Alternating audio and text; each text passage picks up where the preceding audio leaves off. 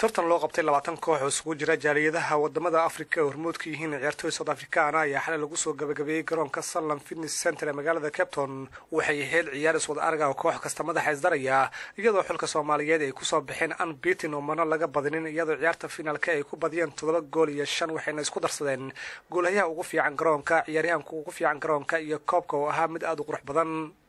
kooxdani koobka qaaday ayaa ku ciyaaraysay magaca Banaadir Star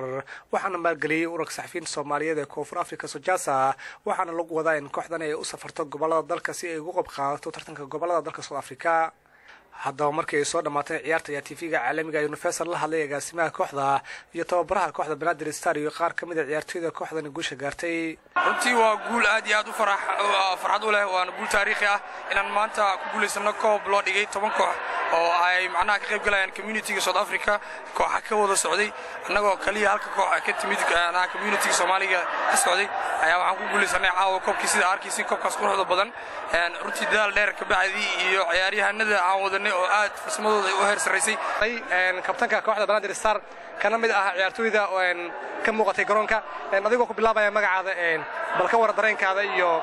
sida kooxii hore ugu soo badisay geemka caawa wuxuu ka doonaa magacaygu waa Axmed Abuukar Xuseen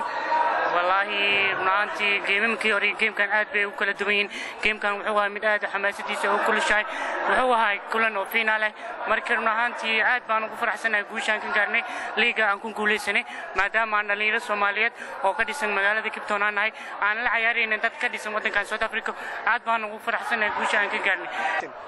magacaygu waa Cabdilaahi Xasan Cali oo ku magac dheer qeyl qootay waxaan ku faraxsanahay Banaadir Star guusha ay gaartay iyo kooxaha South Africa ka dhisan ay ka gaartay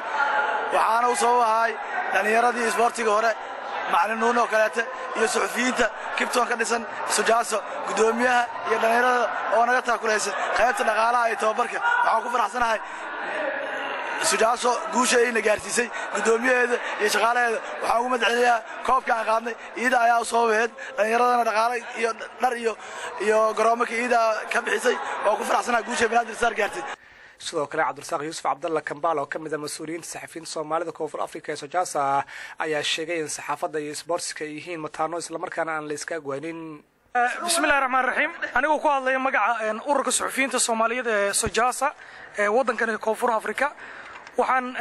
muddo badan ciyaartani soo socotay oo u dhaxaysay jaaliyada Soomaaliyeed ee wadankan Koonfur Afrika dhalinyaro u ciyaaraysa iyo 10 kooxood oo South African ah ciyaartani muddo ay socotay